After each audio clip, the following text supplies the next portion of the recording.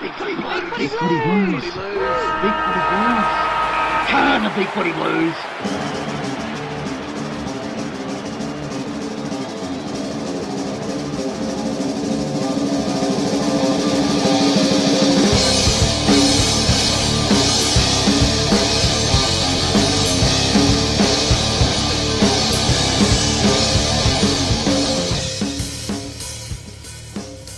Welcome back to the BigFooty Blues Podcast. I'm ODN. Yes, we are still alive, and we do apologise for our absence of late. Life catching up with us, as I'm sure you can understand. Joining me tonight are the usual suspects. ShanDog, how are you? Good, thanks, mate. Happydude, thanks for coming in. I'm alive, so that's a good start. And the return of our inaugural host and mainboard maestro. Welcome back, the Wookiee. Probably the most flattering way I've been described for a long time. Oh no, mate! That's all you're going to get from us. We'll be launching India as the night progresses. Look, guys, since what? I'm looking up insulting websites now. I mean, that's a bit. I keep it PG. I'm sure I'll give you enough material. Well, I'm just going to move on because Happy Dude's gone off on one of his tangents.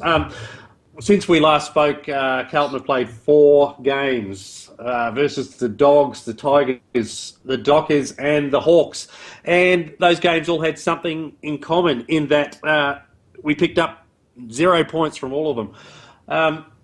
Guys, what do you want to say about these games? I mean, okay, let's address the elephant in the room. Obviously, we were pretty competitive against the Dogs, the Tigers. Fremantle were fairly competitive for maybe 3/4 of the game before they sort of gapped us a little bit. Hawthorn, last Friday night, umpires robbed us.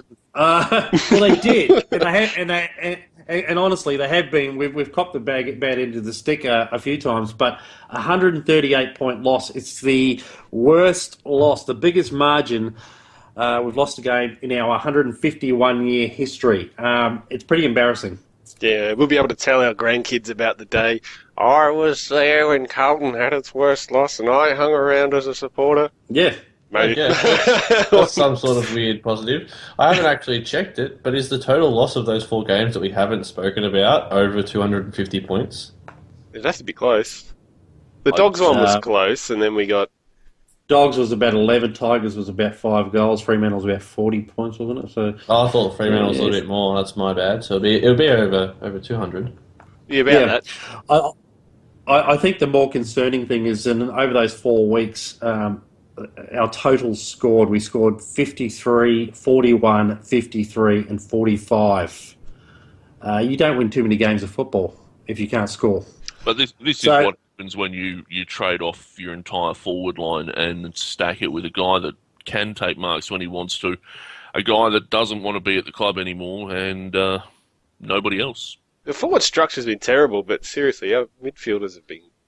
We haven't won the midfield, and we haven't been able to deliver it to them, so, even if we had a decent forward line, it'd still be pretty ordinary, I think. Okay, do we put this down to our lack of experience? Obviously, we brought in a lot of young players, and I think last Friday night we had 1,600 games experience versus 3,200 for the Hawks, so they were twice as experienced as us.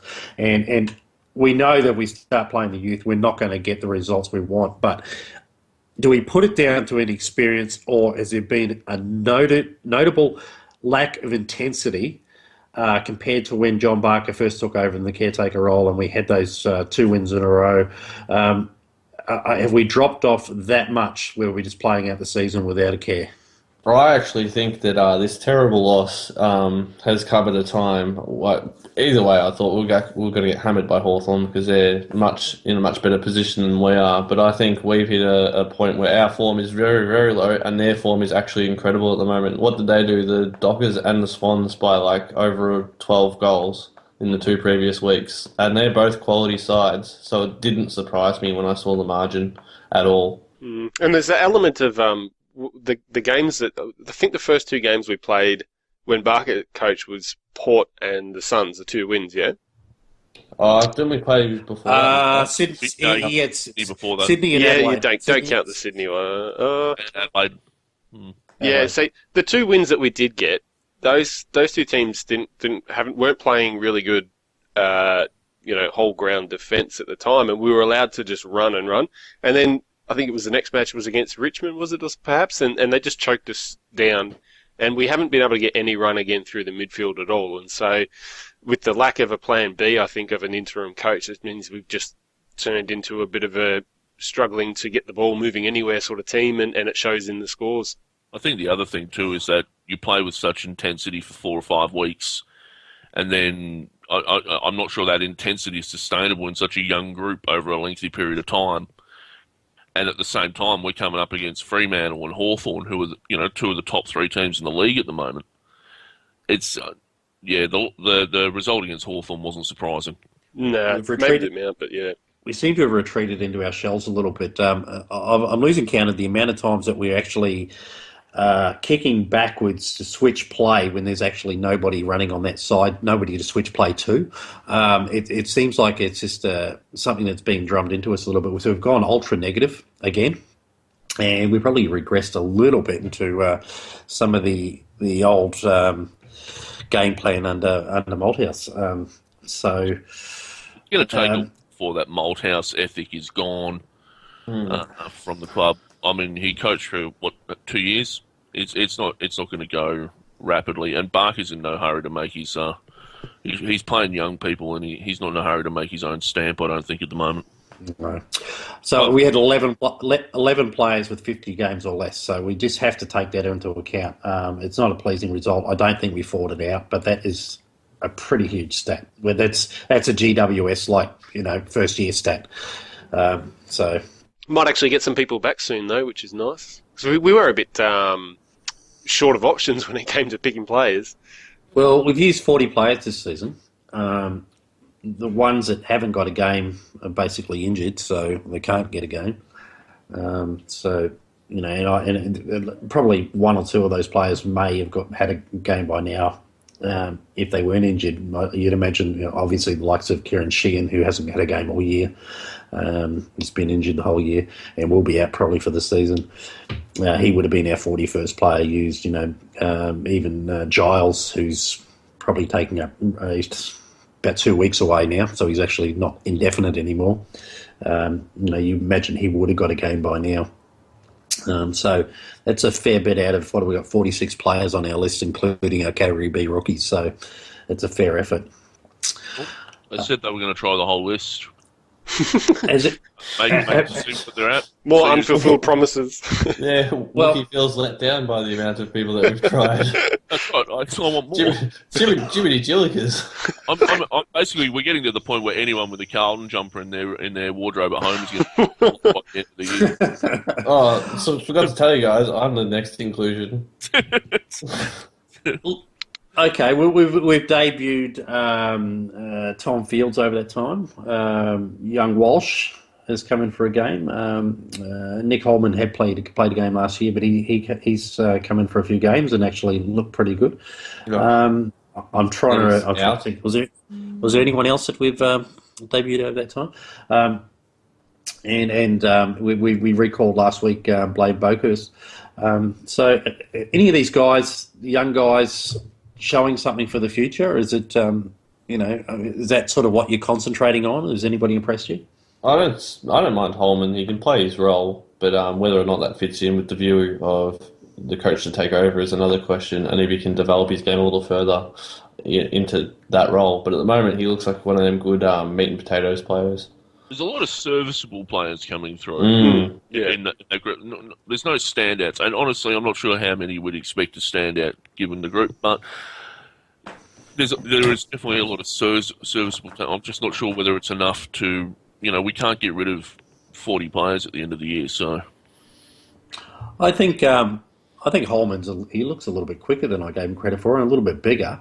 And it plays on the. I thought he was just going to be purely one-paced inside player, and he shows signs of being a little bit more versatile than that. He's gone back in defence a couple of times. He can run through the midfield, and we've seen some real pinpoint delivery inside 50 in one of those games when I think in his first game back.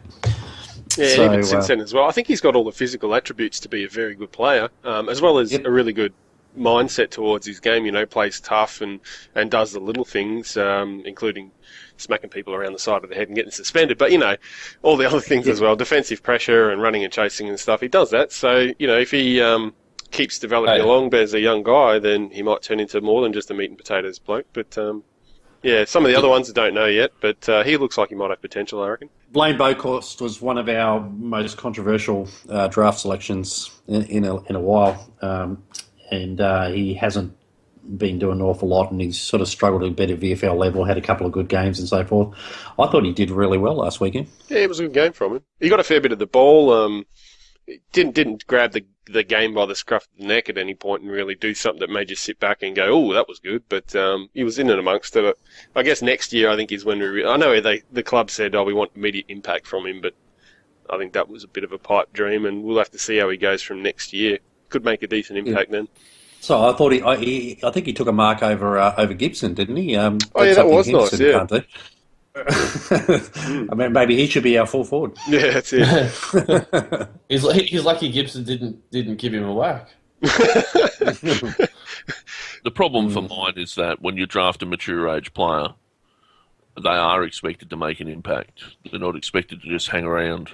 Yeah, but it's expectation management, isn't it, really? He's only 21, he'll be 22 next season, is that right? I mean, it was our it was our top pick in the draft in the end, wasn't he? So if he turns up good next year, and I'm just playing devil's advocate, if he turns up good next year, then what's the problem, If he justifies first round pick, okay, he's 20, starting his career from a 22-year-old, and we might only get 10 years of service from him instead of 13. Oh, geez, big deal. If he fails, then sure they stuff. I don't want to get into the whole draft pick issue because I think it was the wrong move. But once you're drafted, forget about the draft pick. Look at whether the player is best 22 or not. Yeah, exactly. So if he can work his way into the best 22, that's all that matters. And I say that even though the big issue is if you can reach your potential, and if his potential is the 22nd best player on our list, so be it. All right. It's not like, draft our number one draft pick like Bryce Gibbs, who we know can be the best player on our list, but often plays like he's the 15th best player or something like that, and doesn't live up to his potential consistently enough. So that's when those players get a bit of a bashing. So if Bokhorst shows that he's better than he's performing, then by all means criticise him. But if he shows if he's consistent and just does enough, and reaches his potential and shows that consistently enough. It doesn't matter where he was taken in the draft. I'm not. I'm not going down that path. Go rant away. I was just saying, if you're going to use your top pick in the draft for someone who's just serviceable 22, then that's why we are where we are at the moment on the ladder. Yeah, they wouldn't have set out to do that though, Yeah, but if you can't at all criticise someone for not so much him, criticise the club for the decision. It's not his fault. You can criticise the. He didn't draft himself at all. Exactly. What I mean. So he can That'd be pretty sweet. I'd draft myself. Yeah, I did before. So by all means criticise the club, but let the guy go out and play football and see if he has a career. I hope he does comes good, does real well, and all that sort of stuff, and can play 10 years as the example that ShanDog said serviceable games for the club and stuff like that. But I'd be happy with that. But I just Well, if he does that, he'll be one of our first top draft picks to actually be a consistent player. Yep. That'll be a win. We could get him a little medal for that. It was Mark Murphy's 200th game on the weekend. Is that the margin we're going for? Well, I'm not sure. Not one to celebrate, and I don't think we've been very good in milestone games ever since we lost to Richmond in Sauce's 300. The efforts have been pretty ordinary in most milestone games ever since then. Back in the day, and Wookie, you remember this, Carlton used to be fantastic at milestones and honouring their champions, and really putting in a concerted effort to get them over the line, but it just doesn't happen anymore. Those sort of milestones seem to be meaningless. So what you're saying is we need to recreate that Richmond loss moment and then actually win the game. Otherwise, it's a cancer at the club for milestone games. Oh, well, you could go back in time? Yeah. Not go back in time. If we could have some sort of, like, recreation game where there's circumstances, like big milestone game against Richmond, come out, beat them instead. Break the curse. Yep. Why would I remember voodoo stuff. guys? Sorry? Why would I remember and not these guys? Because you're probably closer to my age than they are. Yeah, so it was Sauce's 300. I thought you were going to talk about, Ken Hands kicking, Pipe down, Methuselah. I was probably there. Our first champion. Actually, no, I had Sauce's number on my jumper. I would have been there. With that, inevitably this time of year, talk comes down to trades. Probably we've got two favourite whipping boys at the moment as far as players that we think are looking disinterested and possibly up for trade this year.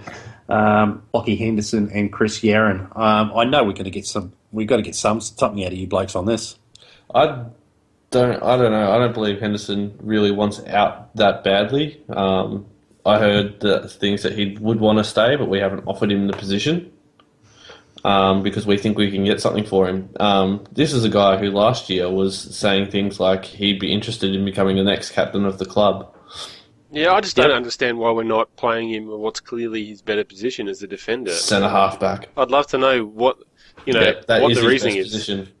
Yeah, we need a forward, obviously, but he can swing, but he's much better in the back line. Play your players in the best position that suits them to get the most out of the game. I think that's pretty common sense sort of stuff. Hopefully we see that from next year, if we're starting to, if we draft a tall forward, like is it Shashi or something, if we manage to get our hands on him and have some actual prospects going forward, like maybe Foster as well to throw in there a bit, what's the good of leaking 150 points a game, and putting Henderson forward? I don't understand it. I wonder if the perception is that without Henderson forward, we expose Casbolt just a little bit more than the club would like.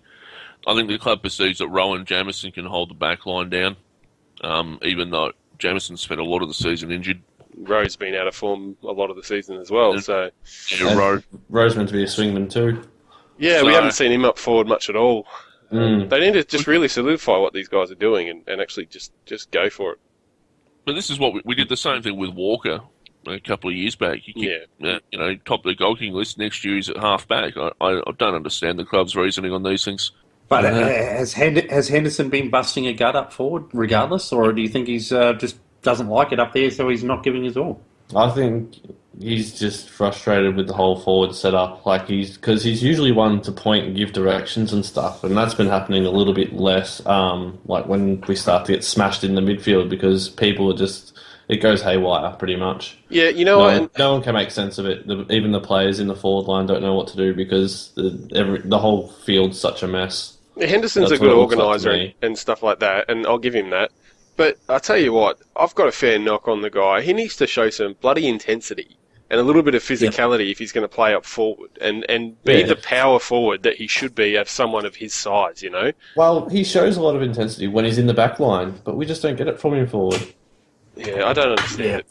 I can't actually think of a specific game where he's played forward, and I thought, wow, geez, Henderson will make a great forward.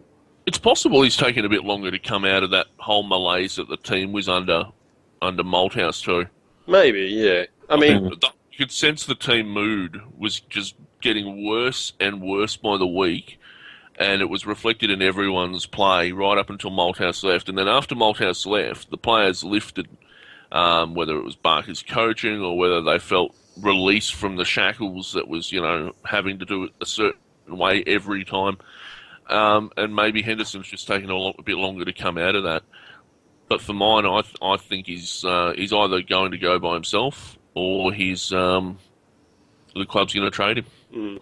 And I don't think they'll get much for him at the moment. His form just doesn't warrant it. Yeah, we should play him back for the last 6 or 7 matches. You know, if we want him to play him into some form and confidence, put him down where the ball is going to be heading in there a lot and give him an opportunity to get his hands on it a bit, you know. I don't think he's the sort of player who he'll drop his head because, you know, we're getting heaps of goals kicked against us and he's a defender. I think he'd probably excel in that. So get him back down there. If it brings his confidence and form up, excellent. If it brings his value up, even better again. Because if he does leave, then we'll get the most for him. Yeah. Waiting for him to do that thing that Waite did last year before he left and start like kicking goals like he was choking people or headbutting them. I know that second half of last year, after everyone knew he was going to go, when he started kicking like goals left, right, and centre, and then he was gone. That's what Wade Ferguson to try and pull off. Because I'm going on to the North Melbourne podcast, how has Waite been going on? Because I don't pay attention to North Melbourne. I think he goes missing a bit, just as usual. He's just carried on as if nothing's changed, really, I think. He's had an inconsistent year. Has he been injured or suspended yet? Or is that just a Carlton thing? Injuries, but he hasn't been reported. So if you have money on the trifecta, no. Yeah, thanks for the update, because I figured when he moved across to a nothing team that I wouldn't really hear anything from him. So who else are we trading then? Well, we spent a bit of time talking about Henderson, but I'd say Chris Yaron's been in the gun far more than even Henderson has. He is under contract, but he will be a free agent next year.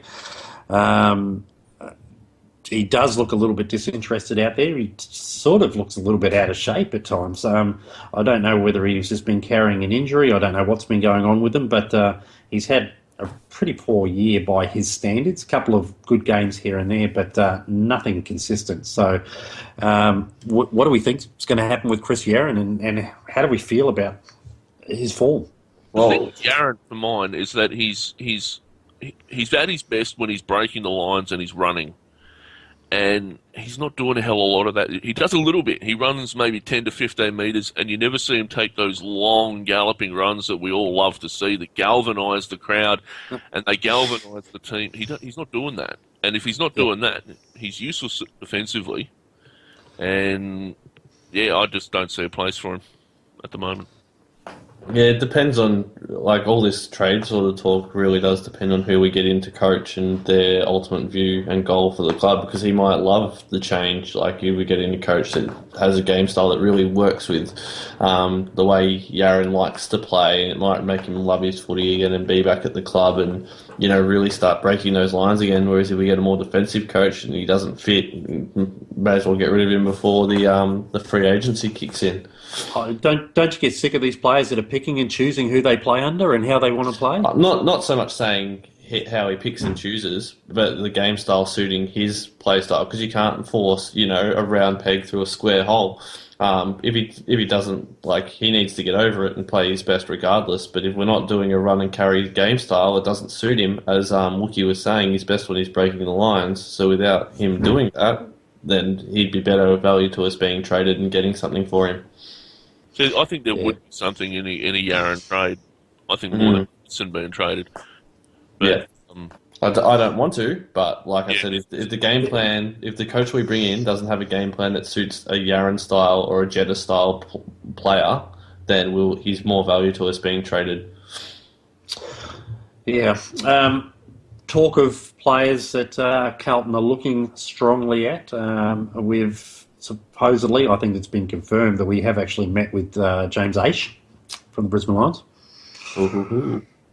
And was that actually confirmed? Because a couple it was absolutely not confirmed by his management.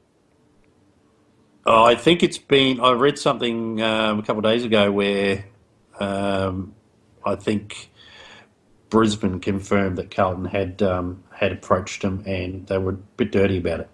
I think Brisbane believe it, but I don't think it's been confirmed from. Didn't we send who went up there?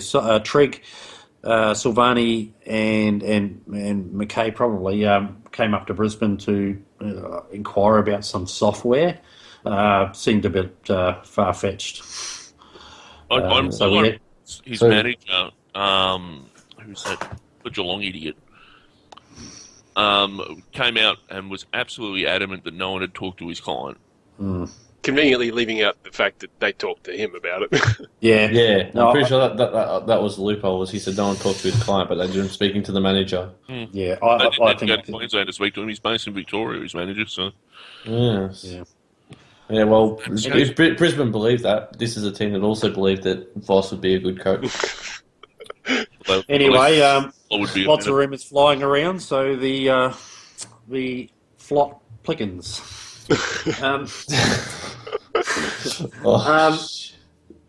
Jake Carlisle. Do you want me to expand? A lot of talk. What, do we need to change a light bulb or something? That's the only reason I could think of bringing in a step ladder. We're hoping to get Andrew Walker back into form, and so we're bringing in some training. That might be our new forward setup. Seeing as drafting tall players doesn't work, you just put Carlisle at centre half forward and have Walker climb up his back every time the ball enters forward 50. See, that does pose an interesting question, though. Why isn't Walker up for trade? I don't think anyone will want him knowing that he hasn't got much time left, you know. He lost his value. He had value. There was a lot of people talking about maybe wanting Walker last year. He was in a bit better form. He's had a terrible year injury-wise. And he seems to have slowed down. And, he's not offering... There's no value there for us. But if you put him in a package with Yaron or Henderson, I think there might be something in that. I don't think we'll get Carlisle, though. I don't think Essendon are going to let him go. Well, look, it's not a bad move, really. As much as we love to make fun of him, he's still a key player who has shown that he is Carlisle? Yeah, he's Carlisle. He's definitely Carlisle can be a very good player. Carlisle can't kick unless he's actually dead in front. Well, he fit in quite well with us, won't he? Yeah, even if he's 0.5 of a degree off centre, he'll miss. He can't kick unless he's dead in front. At least he's only going to be competing with Casbolt as the whipping boy for us. Yeah. For shots on goal. Carlisle is very, very overrated. I just don't think he's the injection that Carlton need at the moment. Oh. That took me a few seconds. Now, he actually added Carlton Football Club to his Twitter. He followed Carlton Football Club, and there was a bit of a hullabaloo on the boards and around the traps about it, and by the next day he was following all of the clubs.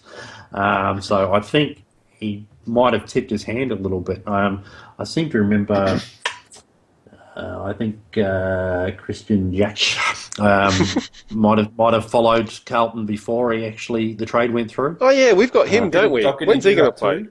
He must be. He's actually must be due. He must be due to come in this week, I'd say. I don't want any scum players. Yeah, look, that's a big thing, isn't it? They reek at the moment, don't they? Yeah, don't care. I don't want any scum players at my club. Well, are we risking recruiting a player that is going to be out of the game for 2 years? I don't think so, personally. I think if there was any suspension, it's probably going to be something pretty mild.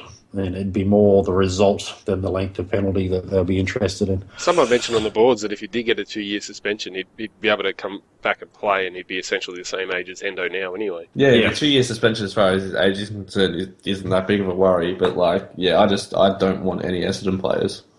Fair call. No. I couldn't barrack for him. Yeah, it would be difficult. Tainted. But then again, unless they're a junior that's been drafted and, just sort of played in the VFL, maybe a couple of AFL games on potential, and we can get them across before they've been fully tainted. But Carlisle's no good. He's done. Well, he's been spoiled. He's about as good as a carton of milk that's been out on a 40-degree day.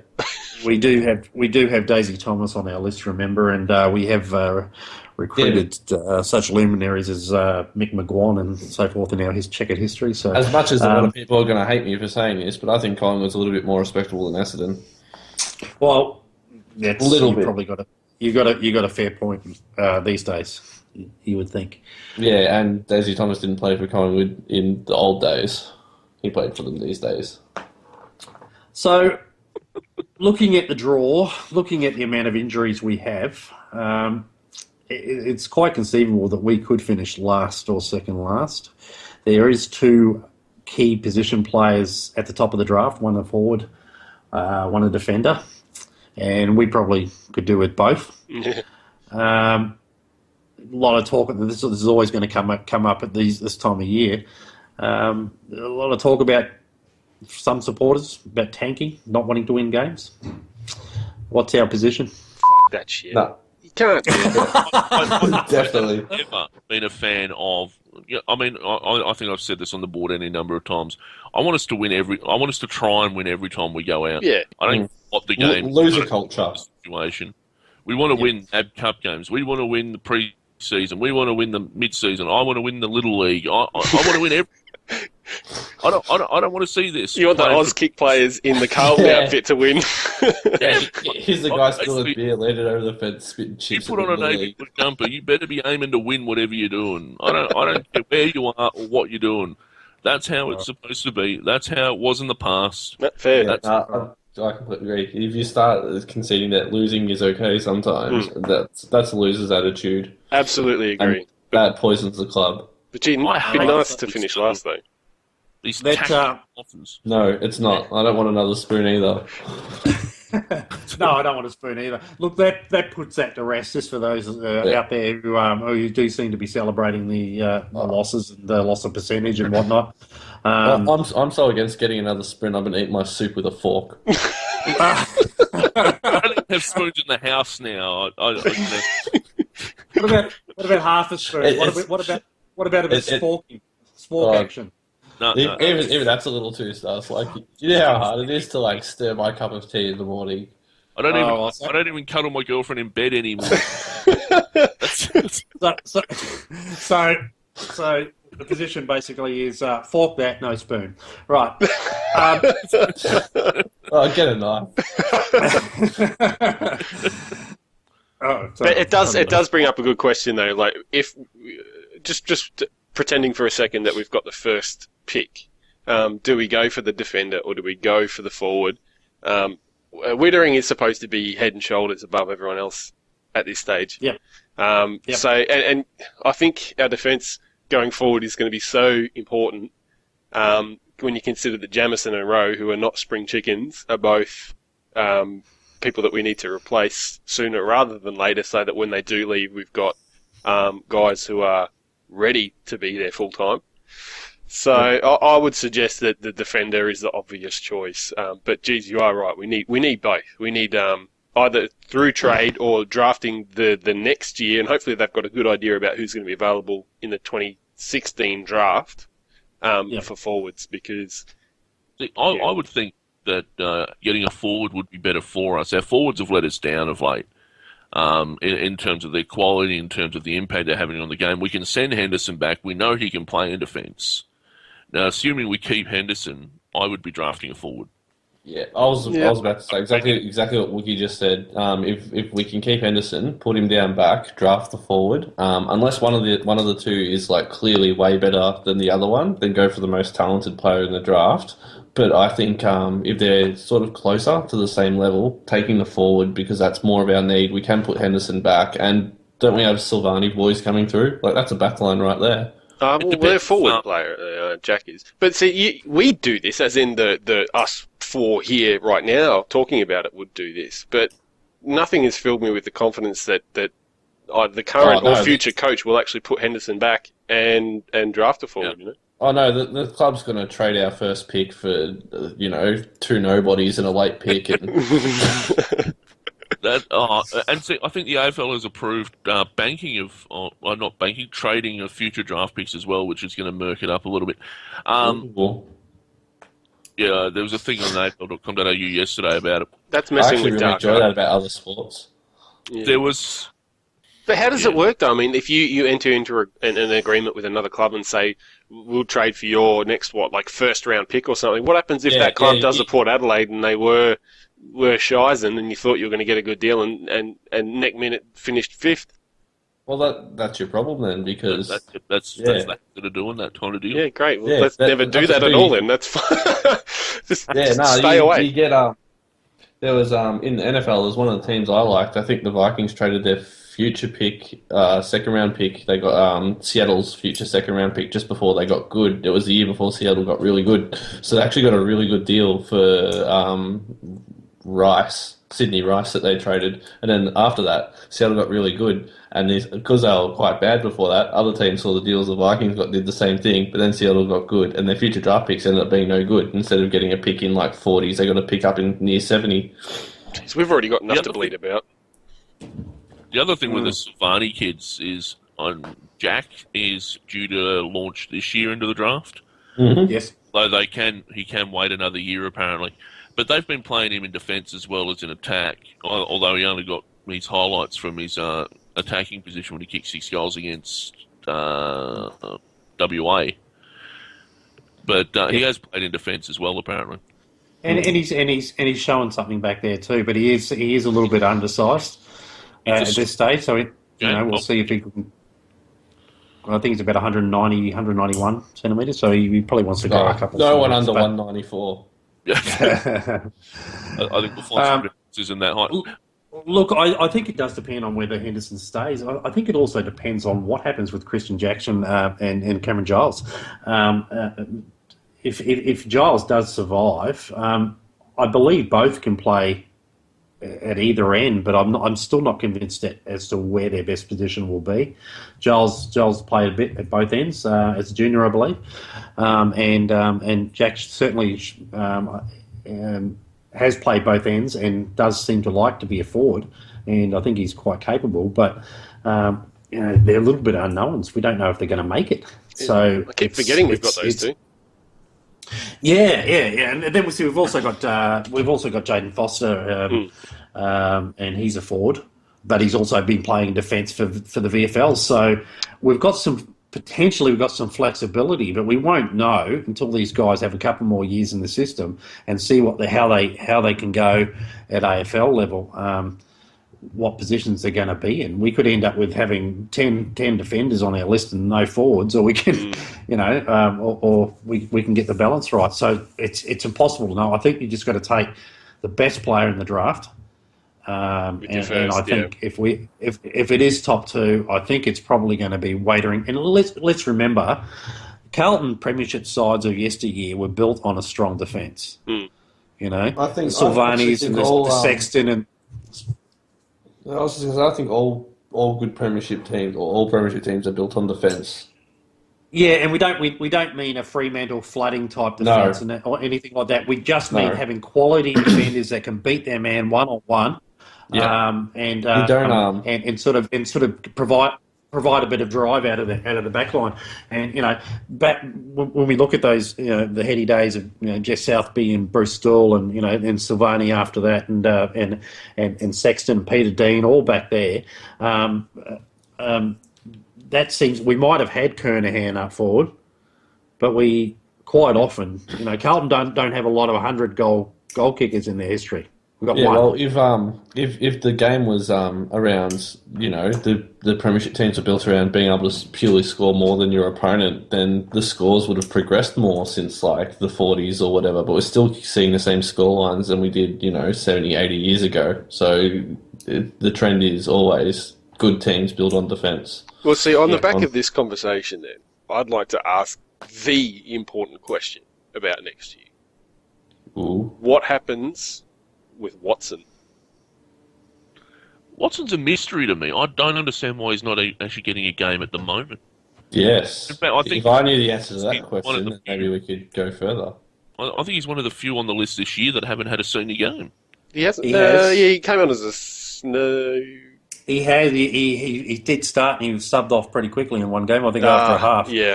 Having not touched the ball. I just don't understand what's going on. He's kicking goals. He's a VFL champion. But he's like the Jamie Siddons of Carlton. He's not starring in the VFL. I don't get that joke. He's doing all right. He's doing okay. Preston, but as soon as he gets up to AFL level, and I do realise that he's not getting a run of games, and the only time in his career he has had a run of games at AFL level, he actually started showing a little bit. But he was in defence as well, really. I don't know. See, he's not a forward because he's not a forward at AFL level because he can't get a break on his opponent. Yeah, he doesn't have the speed, and he's not a strong in the contest one-on-one player.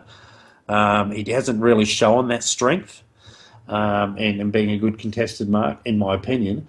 and certainly he has a pretty pretty wide turning circle when he's in defence if the ball gets behind him. So I don't know. I mean, he's going to have to he has to increase his speed, increase his work rate, or learn how to take a contested mark. You know, we have Casbolt, who's not the fastest guy, but he has a strong work ethic. He will chase, but he's probably one of the best contested marks in the AFL. So that's the reason he's still in our side. Watson needs to have one of those standout features, not just a booming kick, because you've got to get the ball before you can kick it. Mm. There you go. I can't argue with that. That sounds fun. Well, geez, can we get a rise out of it? Wookie, Warnock. Robbie Warnock. Is he going to be on our list next year? I say we ditch all of our ruckmen and just leave Warnock. Wookie? When's his contract up, Warnock? Never. It's up this year, mate. He's on a buddy style It's deal. eternally renewed. Yeah. We've got him up until compulsory retirement. It's like his wages are coming out direct debit, and we forget when the month is up, and we bolt around to a new subscription. He's like discreetly, like just sulking around the club, like hiding behind the corners, hoping no one goes, "Oh shit, that guy's still here. What are we going to do about him?" He's Robbie's Spotify Warnock. His contract's up at the end of the year. I don't think it'll be renewed. I think there'll be any trade. Sure, he's worth something. Someone somewhere might need a sheet that needs to be held up, or like a tent. You can get a job on changing rooms as a light fitter. Maybe that's why we've got him at the moment. He's changing all the light globes. Maybe we'll get rid of Warnock if we bring in Carlisle, because we won't need Warnock's excellent height if we have a step ladder. I'll be disappointed. I'll be disappointed if his contract is renewed, but I don't think it will be. He's been injured a lot this year. He's offering nothing, and even when he was fit, he wasn't favoured over, Cameron Wood or Cruiser. As soon as Cruiser got fit, he stopped playing him. I'll be disappointed if we don't take a Project Ruckman this year.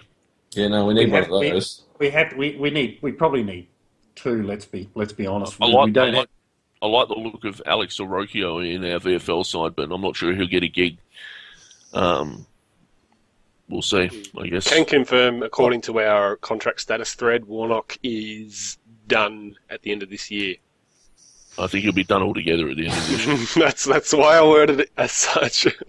I don't think anyone's going to take him. I don't see anyone needing. The game has gone past his style of ruck, in my opinion. Yeah, and we could package him though with like Henderson and Yaron, and who else did you want to package together in some sort of Menzel. super package? Get rid of Menzel. So I've seen calls for that. I've seen calls to get rid of Cruiser. Who said that? Oh, there's actually a surprisingly large not. group of people who are saying that. Numbers, if you can hear this, don't come through my door trying to kill me. I didn't say it, other people said it. Well, actually, we do have a 6'10" Project Ruckman on our list, Category B rookie, pretty much as of the last couple of days. So they've been alluding to that. But I haven't seen Matt Korchak has arrived. Is this big American the American, basketballer. goddamn American? Yep. All right, cool. Yep. So, And he's already fallen in love with our game. Of course he has. So,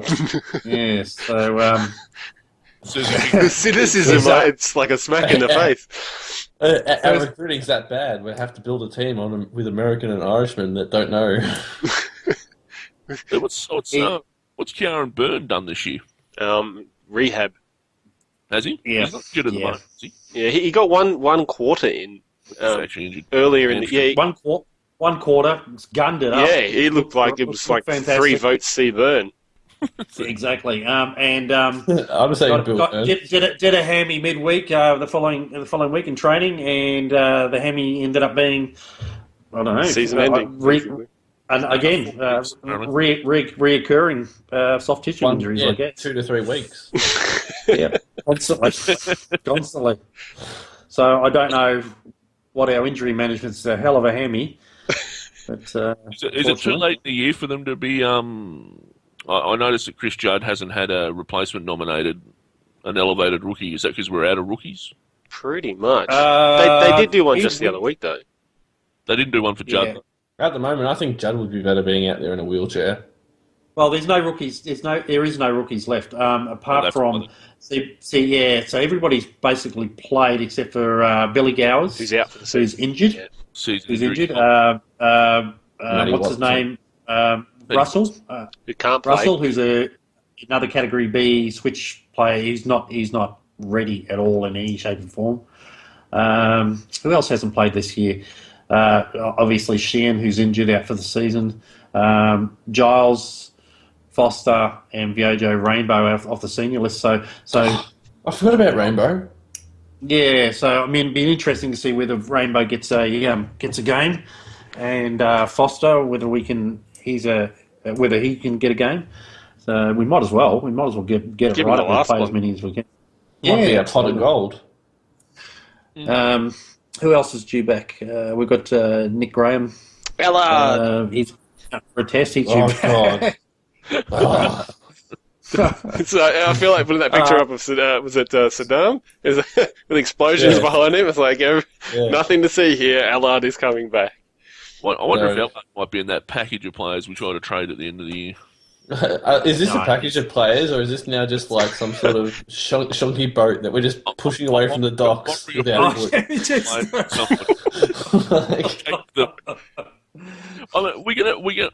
going to be a drastic change in the list at the end of the year, I think. And we can't get rid of 46 players, but we can get rid of 6 or 7 of them if we can get decent trade in for them. But Allard's got to go. I would like to see us get rid of 40 players and then try and draft 40 players. Pick 195. Make a reality TV show out of it. 347. Pick 348. Draft go for 3 days. I think you will see at least one retirement, aside from the obvious Judd one that's already happened. But you think Carazzo probably, or if not that, maybe even Walker, depending on how his injury's coming up. So I think one of those guys will probably retire. Allard and Warnock will certainly not be on the list next year. Watson's in big trouble. And Giles might be in trouble just purely because he hasn't got on the field. So that'd be disappointing. But that would be disappointing. I'd like to see. I'd like to, give him a preseason and just give him another year, or give him a chance. And I kind of think we might. So, but anyway, all right. Let's have a look at our usual pre-game pep talk. This week, Saturday, 7:20 at Etihad Stadium, Carlton take on North Melbourne. They of the Jared Waits. What are we expecting out of that game? Do we have a chance, or do we're just hoping that Waite is a dismal failure? We're going to win. A bit of combat. Yeah, I saw that, Happy Dude. He's very confident. Yeah, now we got this one. I don't even know why we're talking about it. I think we may as well just start talking about how good that win was. No, I think it's a winnable game as long as we're competitive. But then again, I've been saying that pretty much every game. Yeah. I never hope a player gets injured, but I hope there is some unfortunate events that occur around that Lindsay Thomas. Maybe he just doesn't play because, I don't know, his car breaks down. But I just don't want that Lindsay Thomas to have a very good day. I just hope Lockie Henderson can kick as many goals as he did last time we played. Yeah, that was very good. I hope we put Lockie Henderson on Jared Waite, and then we get to watch fisticuffs all night. That would be interesting because Waite does like to get up the ground a fair bit, so it kind of suits Henderson, who does, also run both ends, so they could probably hurt each other defensively and offensively. So it could be a good contest. And I remember when we first got Henderson and put him down back, and he got put on Barry Hall, and he was laughing and putting his forehead against Barry Hall's forehead, trying to get him to punch him so he could get some weeks.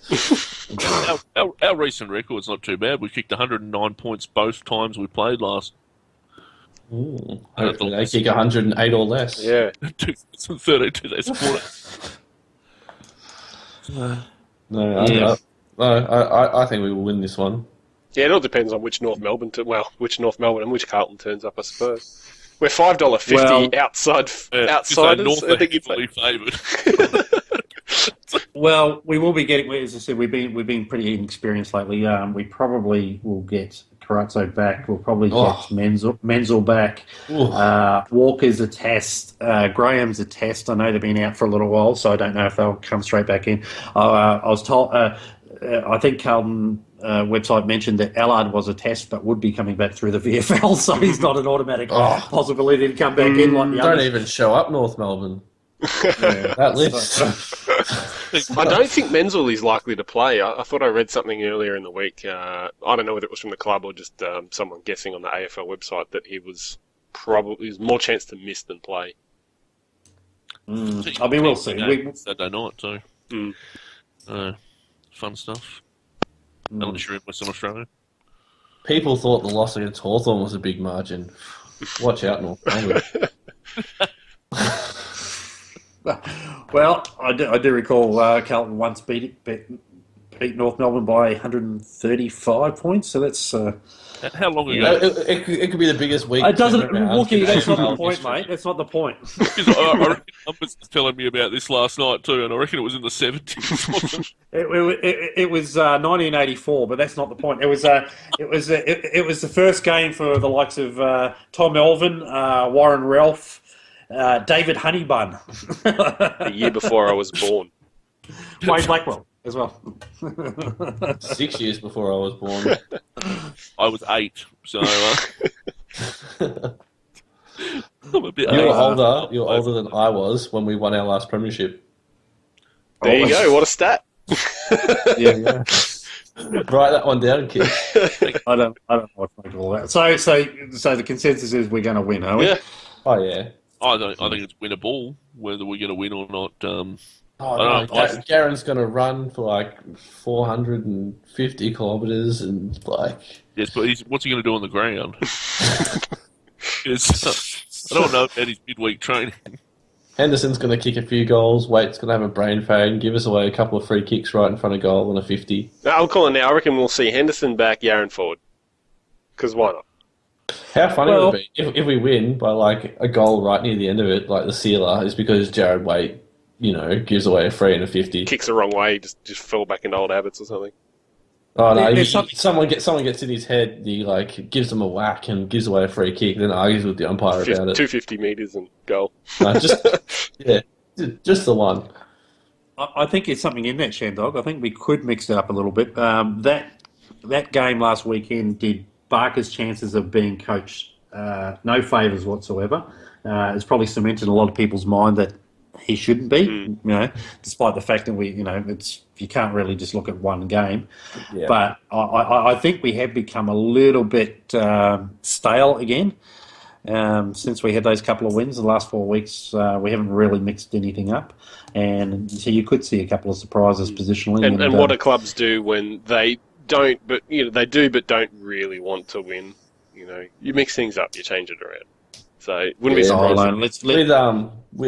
Just on the whole, the Barker coach thing, I just think that we'll pick someone else just based on the fact that there are better options, not the fact that he's doing terrible, because he's doing better than I thought he would. I think he may have coached himself out of it last week.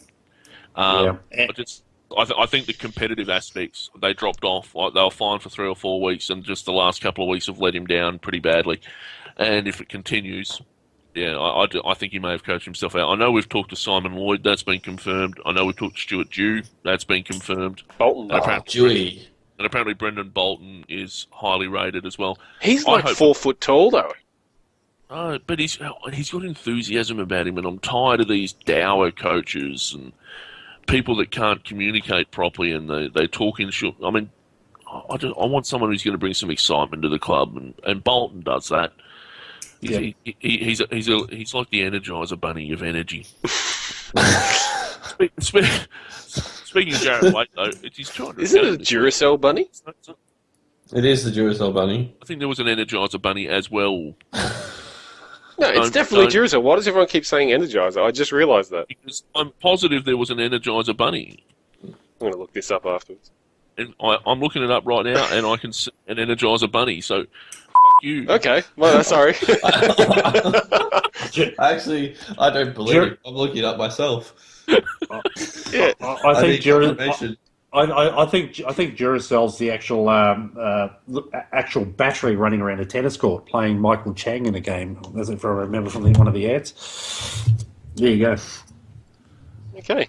Geez, I totally killed that conversation. No, because okay, so I think they had competing bunnies. There's definitely a Duracell bunny. Now who's wrong?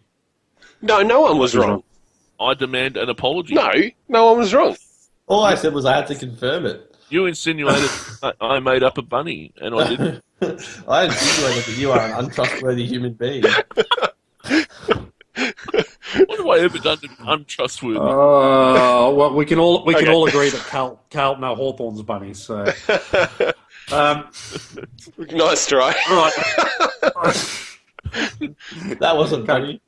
We can't get away from that, can we? All right, look, there's nothing more to discuss, and I'm tired of speaking to you, bloke. So, What about Jared Waite's 200th?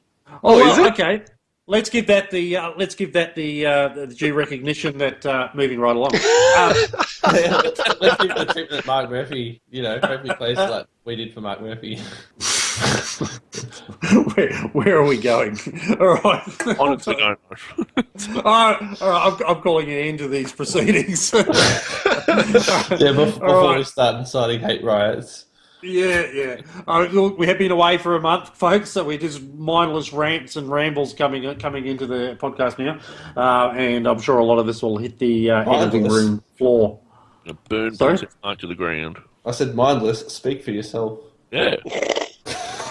Next you'll be telling us that all our boos are racist. Yeah. That's an issue for the Main Board podcast, which have you done that one this week? Tomorrow and that will come up.